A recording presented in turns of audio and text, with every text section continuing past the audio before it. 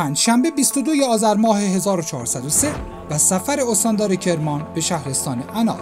در شهرستان انار و در روستای محمدآباد ساقی، محمد علی طالبی به مقام شهدا ادای احترام کرد. در این روز پروژه انتقال آب شهرک صنعتی با 6000 متر لوله گذاری به بهره برداری رسید.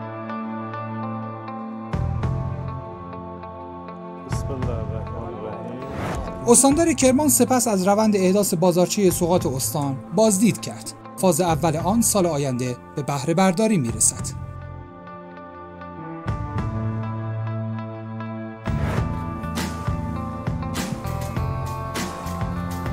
محمد علی طالبی در ادامه از چند واحد کارآفرینی و همچنین ساختمان در دست ساخت مجتمع اداری شهرستان که محل استقرار ادارات انار می شود بازدید کرد.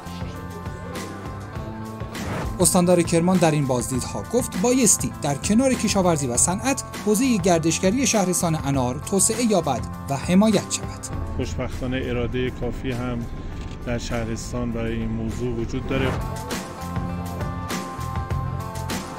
طالبی همچنین از اردوی جهادی روستای ده رئیس بازدید کرد.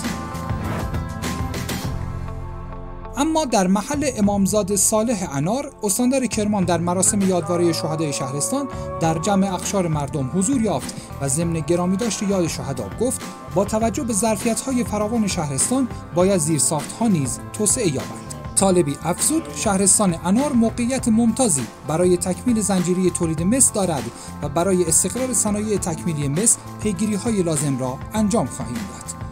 یادآور می شود این 11مین سفر محمد علی طالبی استاندار کرمان به شهرستان‌های استان بود. پایگاه اطلاع رسانی استانداری کرمان.